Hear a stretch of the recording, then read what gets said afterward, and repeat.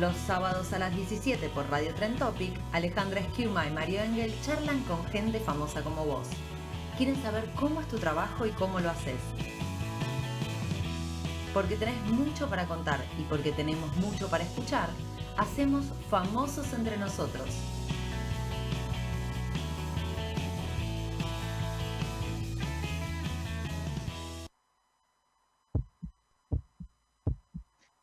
Hola Fen, ¿cómo están? ¿Cómo andan? Otra semana más de Famosos entre nosotros con otro programa interesantísimo y con un tema al que no nos hemos asomado nunca, el tema de los humedales. Eh, la verdad que poco y nada de humedales, no tengo idea. ¿Ustedes?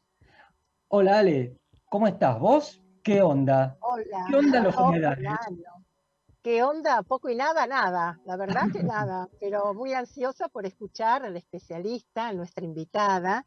Ella es doctora en biología, es la doctora Patricia Candus, especialista en humedales, y quiero darle la bienvenida. Hola Patricia, ¿cómo estás? Hola, ¿cómo están? Una alegría compartir este espacio con ustedes, sumamente intrigada, nerviosa y divertida estoy, así que con muchas ganas de charlar. Bien. Nosotros también, gracias Patricia. Bien, y como hacemos siempre, ¿qué son los humedales, Patricia? Bueno, menuda Para saber dónde pregunta. estamos, ¿no? Para saber dónde estamos ubicados. ¿Dónde estamos ubicados en los humedales? Mirá, los humedales son, eh, yo digo que son ecosistemas, pero uno puede decir que son lugares que tienen agua durante largos periodos de tiempo o considerables periodos de tiempo. A veces está en la superficie y la vemos, y otras veces simplemente genera barro. Son lugares donde es difícil entrar con los autos, con camiones y con lancha. Mm, Y son difíciles de transitar y de acceder. Y son muy variados, muy variados. Humedales pueden ser los salares en la puna, ujú. pueden ser pajonales, marismas costeras. Marismas son playas que tienen vegetación, ahí por la bahía de San Borombón, por Bahía Blanca. Eh, Pueden ser pequeñas lagunas someras que a veces tienen vegetación o a veces simplemente tienen agüita y nos podemos bañar ahí. Eh, las turberas en Santa Cruz sobre todo en Tierra del Fuego, las turberas son típicos humedales. eh, Ajá. y, y bueno, así puedo seguir. Bien, Patricia, ¿y los humedales en nuestro país están repartidos más o menos en forma proporcional o hay zonas donde hay más humedales? Mira, en nuestro país y en el mundo, te diría, los humedales están por todos lados. En general, tienen muy poca superficie. A nivel global se estima entre 6 y 7% o 8% de la superficie global es ocupada por humedales, o sea, es muy poquito, pero están distribuidos por todos lados. Y a su vez, incluso desde el punto de vista del almacenamiento de agua, porque cuando uno habla de humedal habla de almacenaje de agua, comparado con el agua que brindan los glaciares o el agua subterránea, también es poca el agua que almacenan en sí. Ujú. Ahora, lo particular de estos sistemas es que tienen una cantidad reducida reducida comparado con glaciares y con agua subterránea, insisto. Tienen poca superficie, sin embargo están por todos lados y es actualmente son de los ecosistemas que más beneficios brindan a las sociedades humanas y a la vida en general. Cuando hablo de beneficios, hablo de lo que llamamos funciones socioecosistémicas, y en general se habla de servicios ecosistémicos. A mí no me gusta hablar de servicios ecosistémicos porque me reporta a cuestiones de mercado, económicas, que generalmente permean en todas las áreas del conocimiento últimamente. Entonces me guardo de funciones socioecosistémicas. Bien. A ver, para ser más clara te digo cuáles. Por ejemplo, purificación del agua, protección contra tormentas en la costa, protección de erosión de costas, almacenaje de carbono, como dije antes, filtrado de agua, tanto de nutrientes como de contaminantes. Retención de agua de inundaciones. Los humedales son típicos sistemas que retienen el agua en su camino por los ríos cuando van hacia el mar, o sea que están reteniendo agua dulce antes de que llegue al mar y se salinice. Esas son funciones únicas, además de mantener una enorme biodiversidad, no solo la adaptada específicamente a los humedales, sino también de todas las áreas costeras, de todas las áreas aledañas, perdón. Cuando uno piensa un humedal, por ejemplo, en la Patagonia, los mallines, que son lugares donde aflora el agua subterránea y genera agua disponible y pastura. Son los lugares donde todos los animales que están alrededor en zonas áridas van a comer ahí y van a tomar agua ahí. Si no, no pueden vivir. Patricia, en general son producto, digamos, de la propia naturaleza, porque también mencionaste las turberas, que son humedales. Y entonces, ¿cómo sería esto? Las turberas son naturales. Las turberas son lugares que, bueno, hay dos tipos de turberas. Hay las turberas del hemisferio norte, que están en Canadá, Rusia, parte de China. Son extensas superficies ocupadas por un sistema muy particular, y acá en Argentina las tenemos en Tierra del Fuego, que no son extensas superficies, sino que se dan en los valles valles glaciarios o fluvial glaciarios.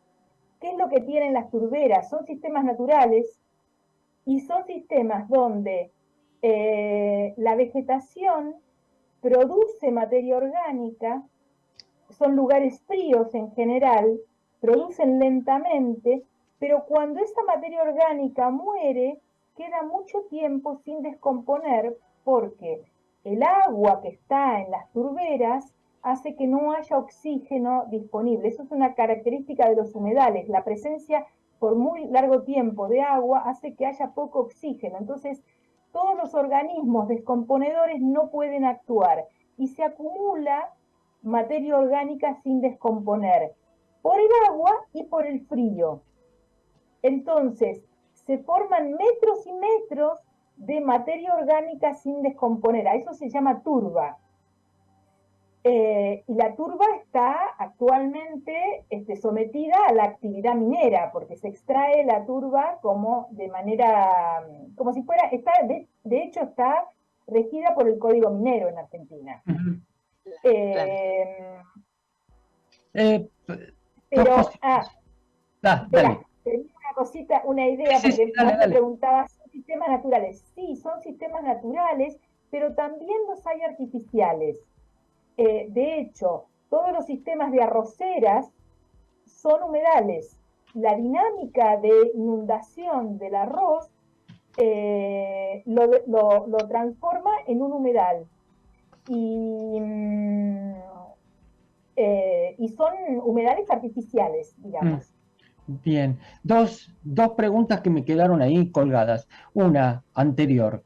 Tamaño. Vos decías que no son tan grandes. Cuando decís no son tan grandes, ¿a qué tamaño te referís? ¿1 kilómetro cuadrado, 100 kilómetros cuadrados, 1000 kilómetros cuadrados?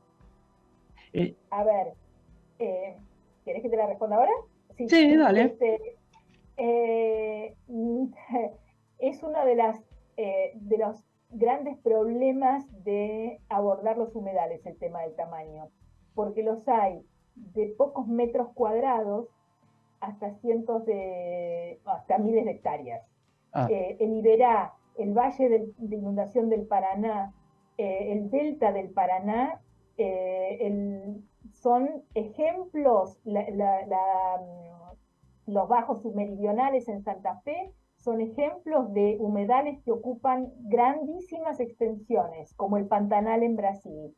Ahora, esos son los más conocidos, pero vos tenés en Patagonia, Las Vegas, los Mallines, o en la Puna, Las Vegas, que son muy pequeñas superficies de metros cuadrados, apenas si llegan al kilómetro cuadrado, y que son fundamentales para la economía local, de los pueblos locales. Y los dos son humedales, grandes y chicos. Como mucha dispersión, ¿no? Para el estudio. Técnicamente genera un problema muy grande a la hora de, por ejemplo, hacer un inventario de humedales. Ok. Porque cuando se piensa a nivel nacional, automáticamente se dice, bueno, vamos a hacer los grandes números. Y sin embargo, si uno piensa, yo uso el término democratizar los humedales, son tan importantes los humedales pequeños como los enormes, porque los pequeños, particularmente en zonas áridas, garantizan la supervivencia de pequeños poblados o de el pastoreo de la ganadería. Y por otro lado tenés el Paraná, con su valle de inundación, que es enorme, y donde dentro del Paraná tenés lo que yo llamo un paisaje de humedales, donde vos tenés un mosaico de distintos tipos de humedales, uno al lado del otro. Y por donde mires son todos humedales, todos diferentes. Diferente quiere decir con diferentes características. Sí, tenés bosques, tenés pastizales, tenés lagunas, fisonómicamente muy diferentes. Algunos con mayor profundidad de agua, otros con menor profundidad de agua, otros con mayor permanencia del agua, porque el régimen hidrológico es el pulso de vida del humedal, digamos. Bien. El que le marca, así como uno piensa en los climas a nivel terrestre, el clima frío que te genera los bosques templados, o la tundra, la taiga, que alguna vez estudiamos, o la selva tropical, uno se imagina calor, humedad. Bueno, en el caso de los humedales, el factor causal de base es el régimen hidrológico. Bien, bien, está súper interesante, nos estás abriendo todo un camino, se nos están ocurriendo un montón de preguntas, pero tenemos que ir al primer corte. No sé si hacerte la pregunta gancho, porque me parece que nos va a dispersar, pero sí, te la hago, y después en todo caso vemos... pienso. Dale. Porque sí, porque tenemos ganas. Esto está indisolublemente unido al cambio climático, ¿no? Digo, todo el cambio climático afecta a los humedales. ¿Estoy en lo cierto? ¿Te lo contesto después? No, eso sí, porque no es la pregunta esta. Necesito ese contexto. Sí, ¿no? Estamos. Toda la vida A ver, yo te voy a hacer una respuesta más general. Toda la vida y todos los ecosistemas del planeta están afectados por el cambio climático. Bien, fenómeno. Entonces, igualmente, yo te diría, nosotros estamos dentro de un proceso de cambio climático. A mí particularmente me preocupa más lo que se conoce como cambio global que el cambio climático. Bien, entonces la pregunta gancho es esta. ¿Qué se le contesta a la gente que dice que el cambio climático no existe o que no es importante? Tipo los terraplanistas, esa gente. Vamos entonces al primer corte. Estamos con Patricia Candus, que es doctora en biología, con el tema Mark Knopfler del programa. Como no podía ser de otra forma, Blood and Water. Vamos, Eli, cuando quieras.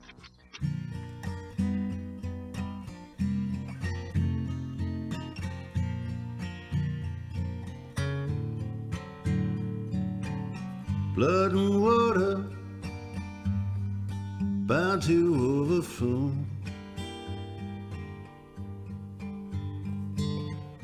Blood and water bound to overflow. Well, there's no more high water, but the old man's just waiting, I know. You were sailing up on the levee, now they've gone up country. They won't do nothing for you now, don't go asking me, they're gone. It's all over here. Sometimes I'd see her passing with the evening coming on. I've seen you on her pathway, I've seen you at dawn. Go over yonder at that empty shack. You know as well as I do, they ain't coming back, they're gone. It's all over here.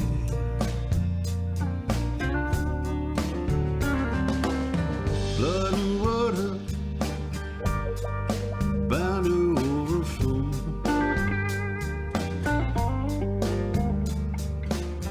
Blood and water bound to overflow.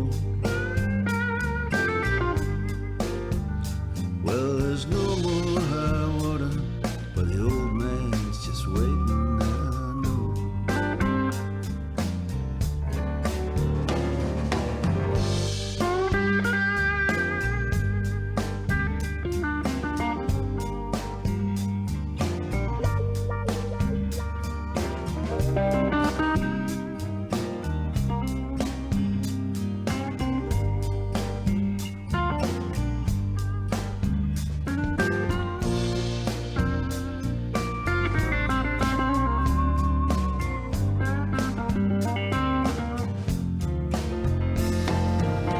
So many promises were broken, man, one.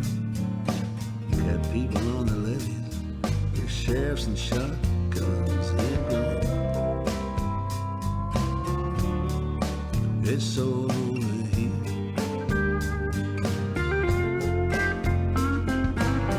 Go over yonder at that empty shack. You know as well as I do, they ain't coming back.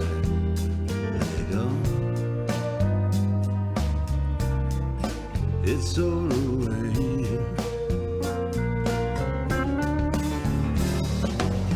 Blood and water bound to overflow.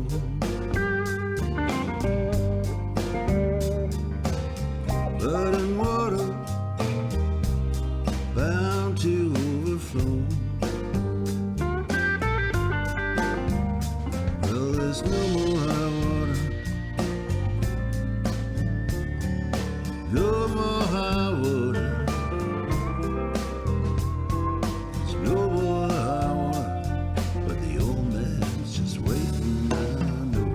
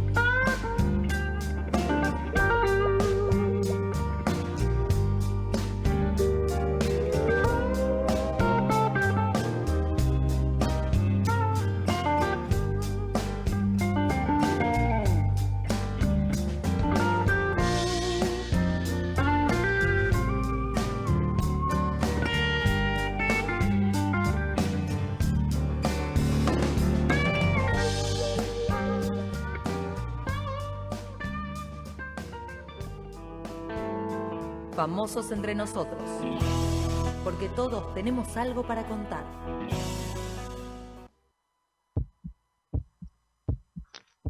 Y seguimos acá en FEN, estamos con Patricia Candos, que es doctora en biología. Había quedado una pregunta gancho que tiene que ver con el cambio global, el cambio a nivel global, y qué se le contesta a los terraplanistas, a la gente que cree que el cambio climático, el cambio global, no existe. A ver, estamos en un momento, esto es una opinión personal, me parece que estamos en un momento de mucha crisis humana, ¿no? En cuanto a que se pone en duda, en tela de juicio, toda la mirada desde el ámbito científico, académico, desde poner en duda si lo que vemos en un telescopio es cierto o no es cierto. Me parece que el tema del terraplanismo pasa por qué es lo que yo quiero creer y no me voy a mover de ahí. Me muestres lo que me muestres, voy a dudar. Y habla de a mi juicio, de una situación muy triste de que está pasando en este momento en nuestra sociedad. Ahora, ¿qué se le dice? Y es muy difícil decirle algo a alguien que no quiere escuchar. Es verdad. Claro. Porque me parece que hay algo de eso.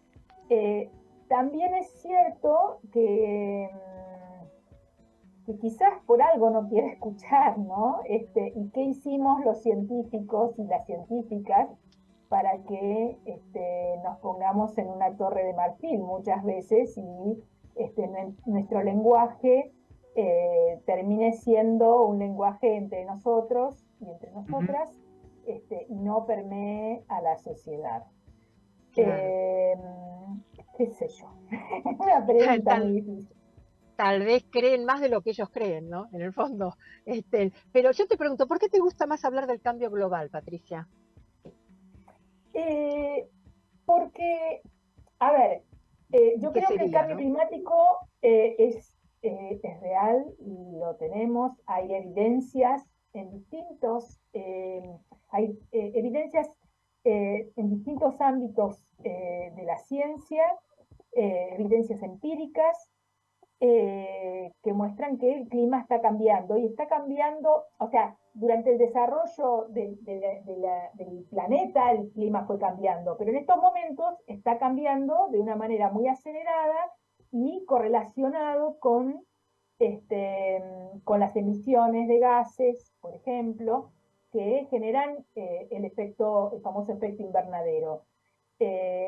A mí me gusta hablar de cambio climático derivado del calentamiento global, porque lo que nosotros generamos con nuestra emisión de gases es calentamiento global, no es cambio climático. Es calentamiento global que deriva actualmente en el cambio climático.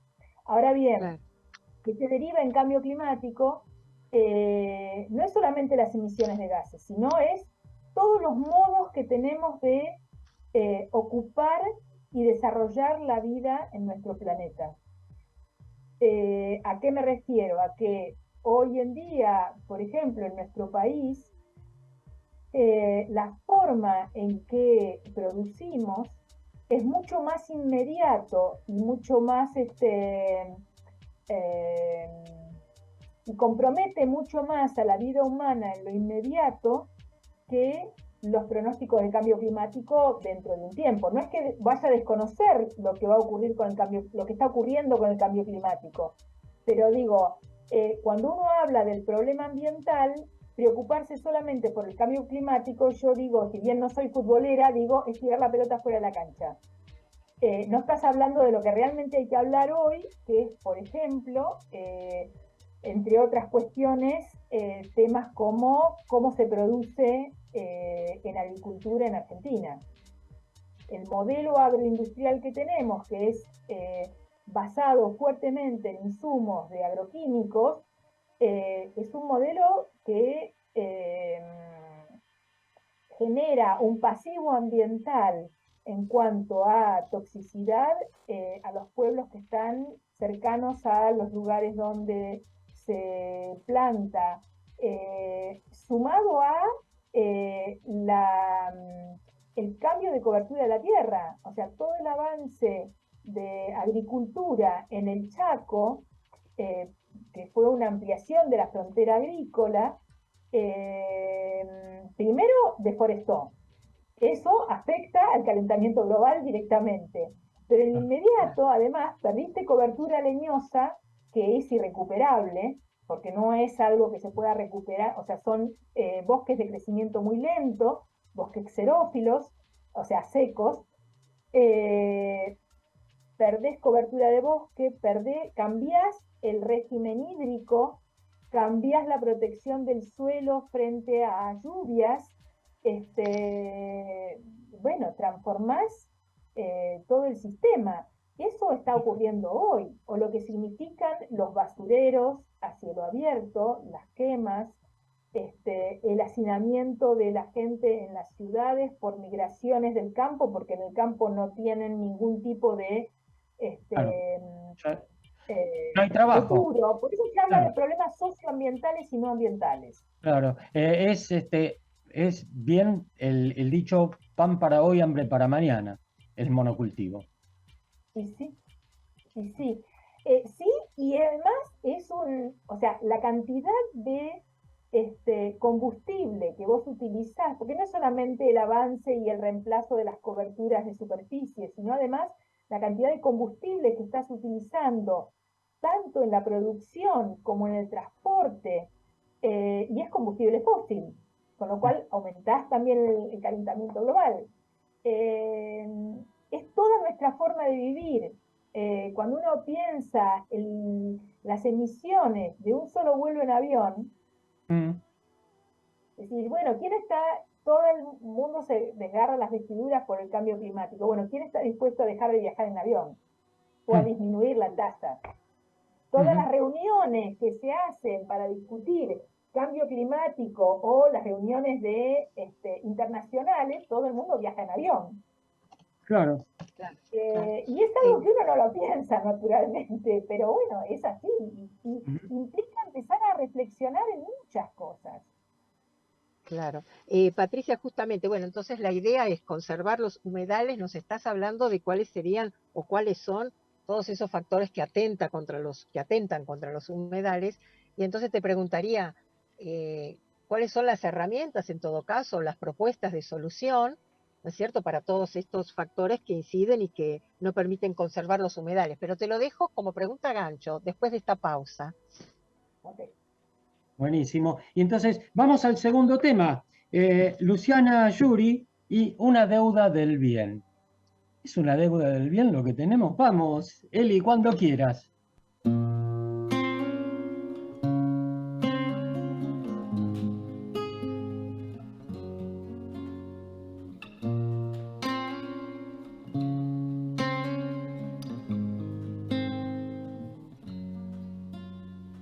Voy a cantarle a los gallos hasta que traigan el día que traiga el sol, del día que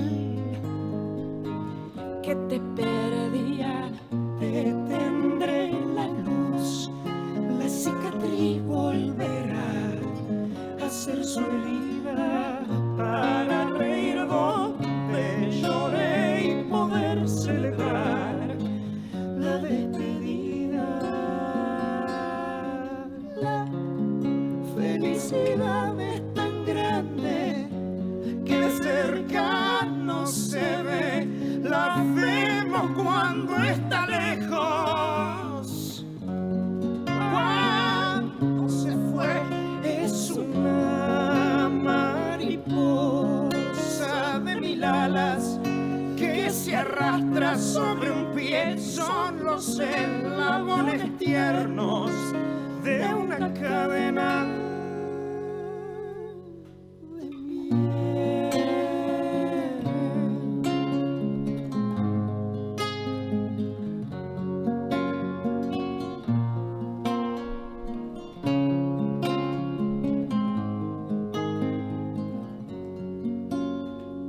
Es que ya no te recuerdo porque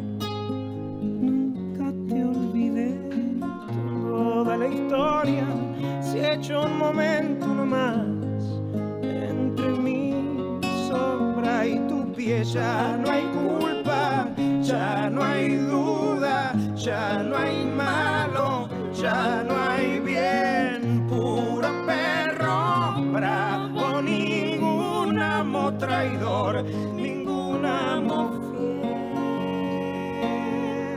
La felicidad fue tan grande que cercano se vio.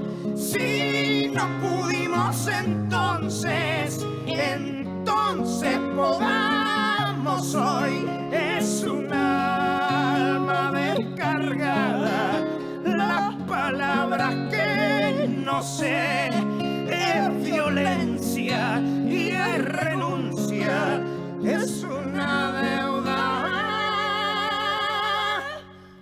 del bien.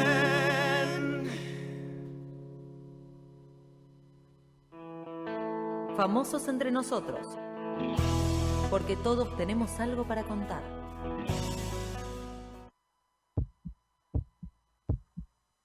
Seguimos con la doctora en biología Patricia Candus. Ella es especialista en humedales, y la pregunta gancho que quedó ha sido, herramientas o posibles soluciones frente a tantos factores que no permiten conservar los humedales, ¿no? Que los afectan. Sí, yo creo que lo primero que uno tiene que hacer es no paralizarse frente a un cuadro así, ¿no? Y pensar proactivamente.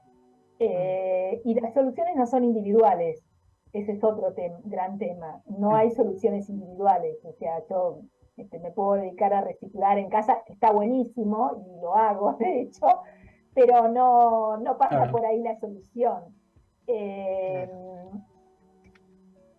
Creo que cuando, insisto, con respecto al cambio global o al cambio climático, no solamente uno piensa en los humedales, sino piensa en toda la forma en las cuales los y las humanos interactuamos con la naturaleza y nos vinculamos con el medio que nos rodea. Esa es la primera cosa que nos tenemos que empezar a replantear, que es muy filosófica, no es tecnológica ni ahí. No hay, o sea, uno no puede pensar en soluciones tecnológicas puramente porque cae en las soluciones del mercado. Bueno, pinto de verde, hoy uso combustible fósil, mañana uso hidrógeno y pasado pongo el ventilador y te vendo el ventilador, y en todo eso siempre aparece el mercado, siempre aparece el consumo, porque uno de los pilares de los problemas que tenemos es la cultura del consumo. Porque cuando yo consumo necesito extraer materia prima, y en esa extracción de materia prima está la base de la gran parte de los problemas ambientales. Dicho esto, en particular con los humedales,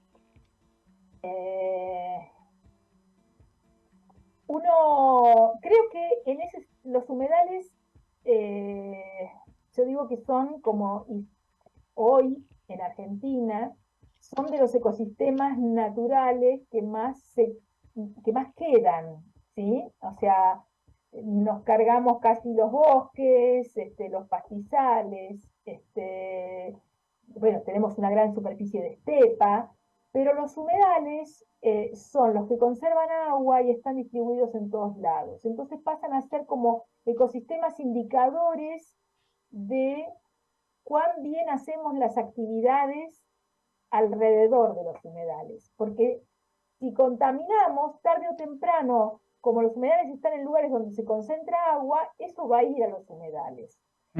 Si queremos avanzar porque tenemos un negocio inmobiliario, y bueno, los humedales son las tierras baratas, entonces vamos por ahí.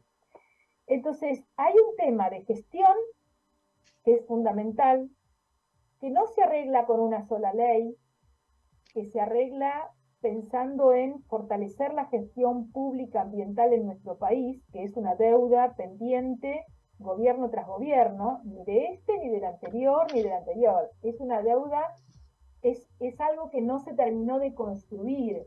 Hay un espacio, pero siempre fue dejado de costado el tema de la gestión pública ambiental como el último de del tarro. Importa economía, importa agronomía, agricultura, ambiente, bueno, está por ahí. Industria, no hay articulación entre ambiente y el resto de las actividades. Se contrapone, y mientras se contraponga, es muy difícil avanzar.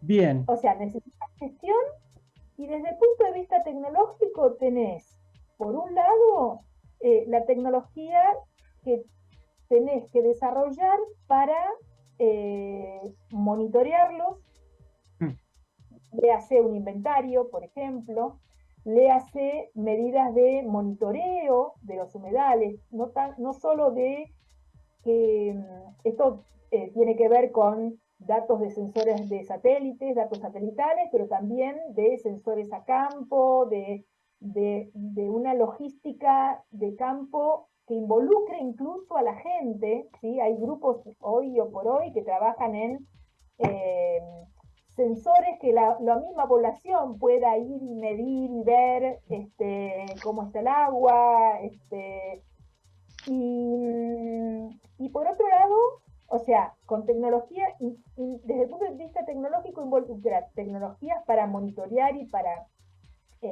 inventariar, y por otro lado, pensar en imaginar desarrollo tecnológico en la producción que sea amigable con una naturaleza que nos acompaña, digamos. Bien, bien. Pensando desde lo humano, ¿no?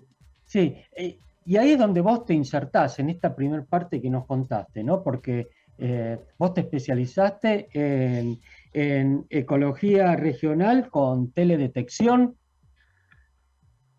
¿Cómo es Sí. eso? ¿De qué se trata eso? Mira,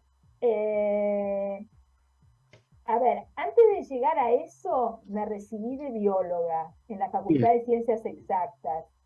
Y cuando empecé a trabajar, allá por el año 87,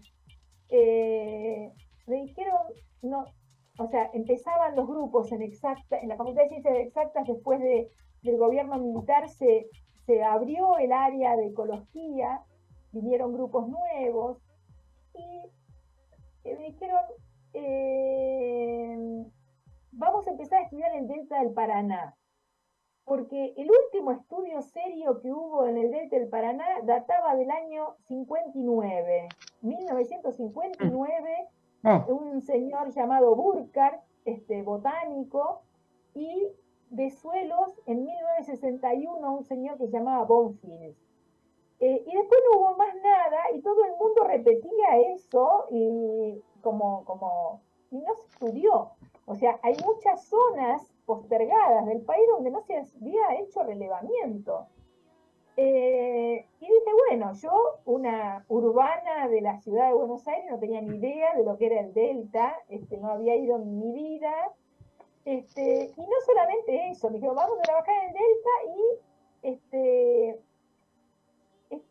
a vos te toca estudiar los pajonales. Y yo dije, tenía amigos que estudiaban vicuñas, el otro lobos marinos, el otro se dedicaba a los peces, y yo pajonales. Las ballenas. Ballenas, sí, hay un montón de cosas así, y dije, bueno, qué sé yo, me tocó eso en la repartija, la depresión, no había en ese tiempo mucho para elegir tampoco, y la verdad que me metí en un mundo, y eso también es importante, a veces aprendí que no solamente las cosas se venden por la cara, sino por lo que son, no es lo visual, no es el impacto visual, sino que aprendí que me llamaban en ese momento, era muy jovencita, la chica de los pajonales, porque iba a los pajonales a medir las plantas, y empecé a darme cuenta que funcionaban de una manera muy particular. Ni siquiera hablábamos de humedales en esa época. La convención Ramsar entró en vigencia en nuestro país en el año 92 por ley. En ese momento ni sabíamos lo que eran los humedales, empezamos a leer libros, no había internet, o sea que llegaban las publicaciones por escrito, y el grupo con que empecé a trabajar era de ecología regional, entonces había fotografías aéreas, que íbamos al IGN o a Geodesia de la provincia de Buenos Aires a pedir las fotos, y imágenes satelitales que estaban en papel en ese momento. Y ahí fue como empecé a pensar, uy, mirá las imágenes que saca un satélite, que tiene un satélite, eran imágenes Landsat, un sistema satelital que hoy en día se sigue usando. Y empecé a aprender y me acerqué a un grupo de físicos dirigido por Antonio Gagliardini y Aide Karzenbaum, que después pasaron al Instituto de Astronomía y Física del Espacio, y me formé con ellos.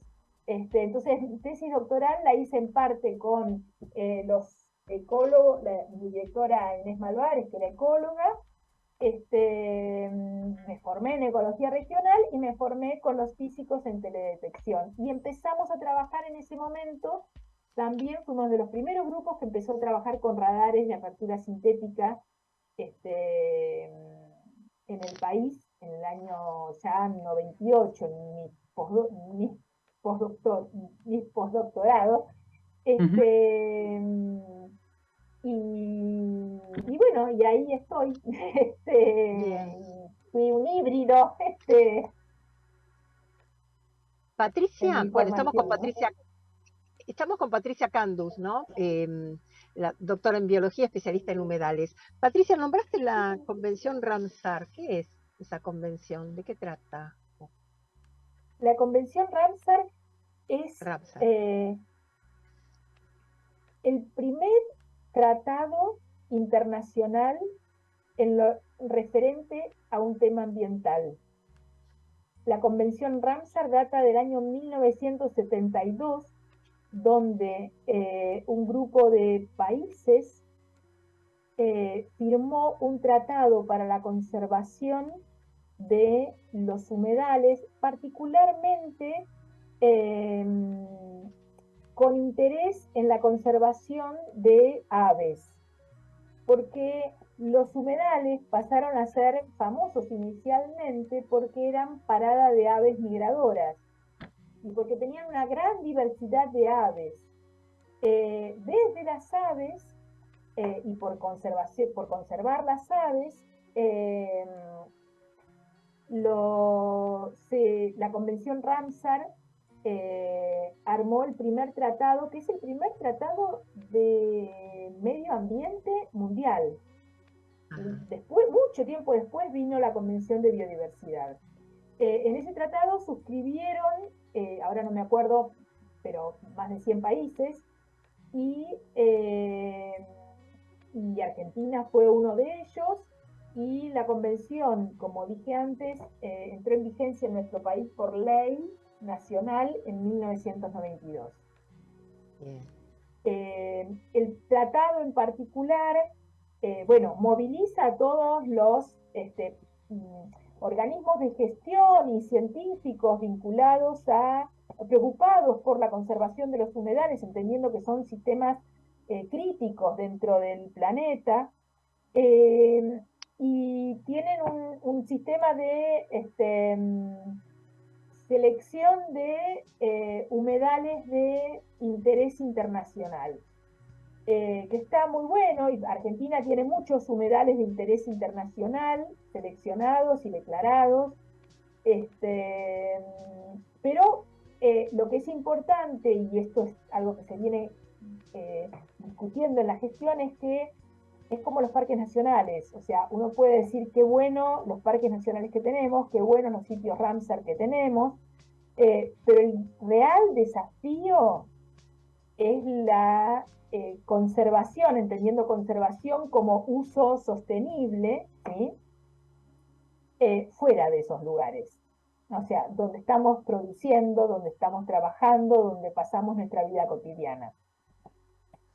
¿Y cómo ves tu trabajo dentro de eso, dentro del tema de la conversación? ¿Cómo se plasma tu trabajo? En lo cotidiano, yo, bueno, trabajé muchos años en el Delta del Paraná, también en la costa de Buenos Aires, y lo que hacemos es mapeos a través de datos de sensores remotos de distintos aspectos, nosotros decimos biofísicos, que caracterizan a los humedales, ya sean coberturas de plantas, mapeos de aspectos funcionales de las plantas como organismos sésiles cubiertas, monitoreo de lagunas, ¿sí? Mapeo de lagunas, tiene mucho que ver con el mapeo, con generar mapas y con seguir a lo largo del tiempo la dinámica de los ecosistemas, cómo funcionan, utilizando series de observaciones a lo largo del tiempo de datos satelitales. Y después correlacionamos el dato satelital con lo que medimos en el suelo. Vamos al campo, vamos al campo y medimos plantas, coberturas, tipos de suelos, hacemos análisis químicos. Por ejemplo, ahora estamos trabajando en provincia de Buenos Aires y estamos evaluando, bueno, cómo los humedales se comportan en la matriz agrícola, ¿sí?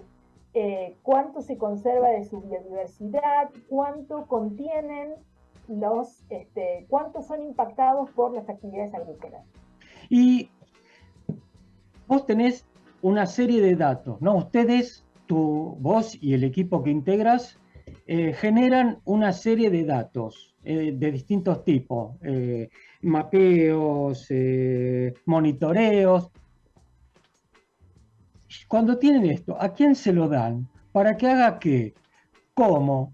¿Y qué sensación te queda de esto que producen ustedes en tu equipo con este trabajo?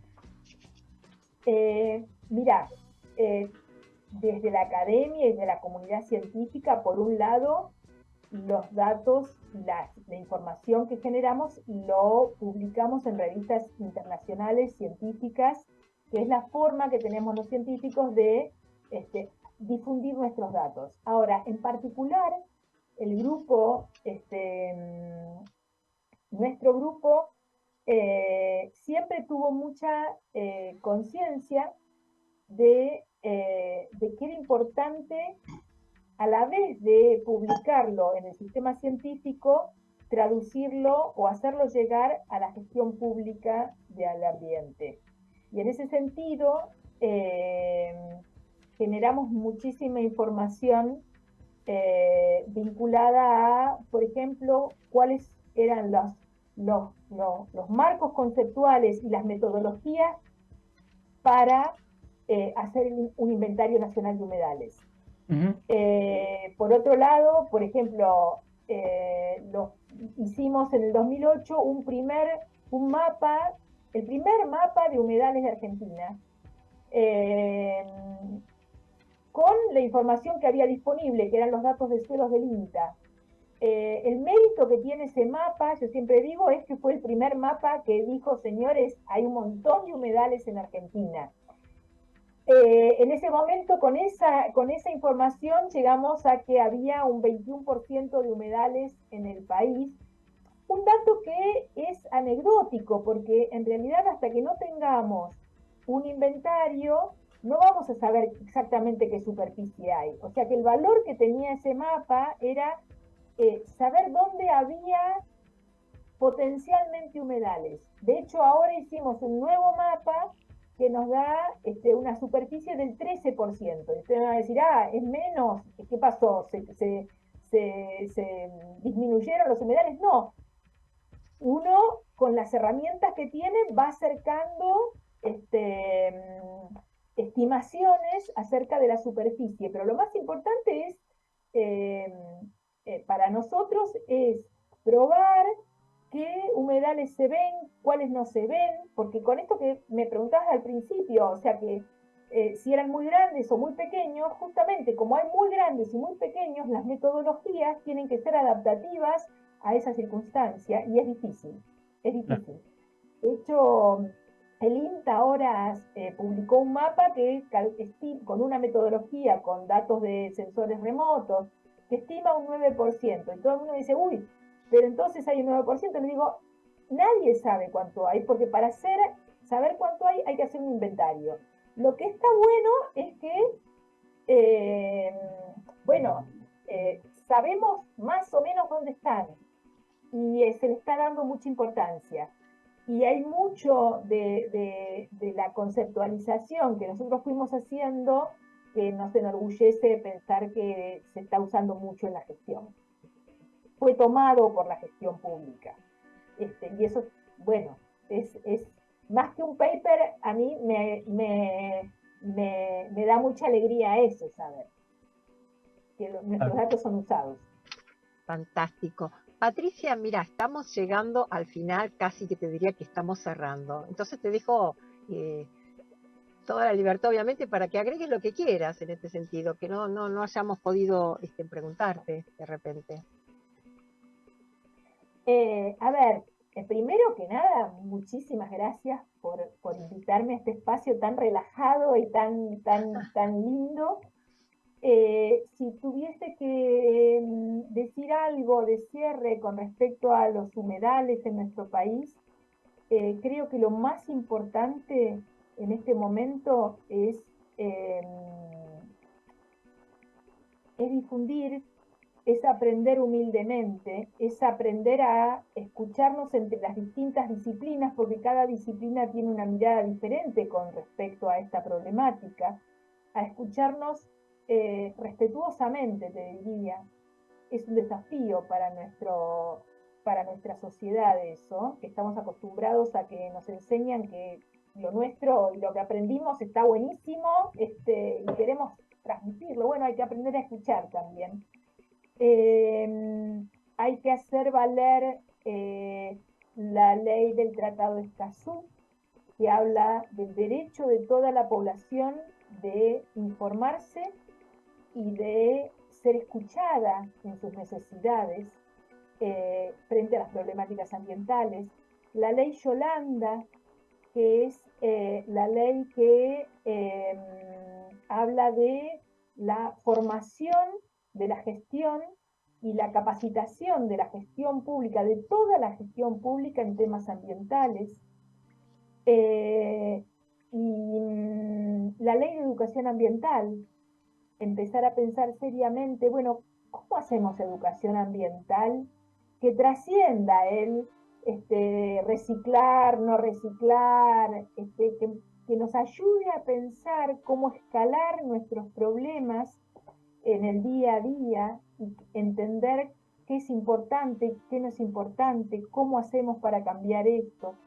Son leyes que están y que hay que darles presencia en la gestión y en la vida cotidiana de la gente.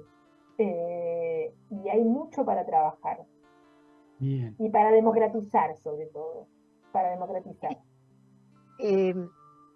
Con este cierre, la verdad que no tenemos nada que agregar, y más bien tenemos mucho por agradecerte. Patricia, vamos a despedir como a todos nuestros invitados con un aplauso. Gracias, le decimos a la doctora en biología Patricia Candus. Gracias, Patricia, por tu presencia y por esta charla.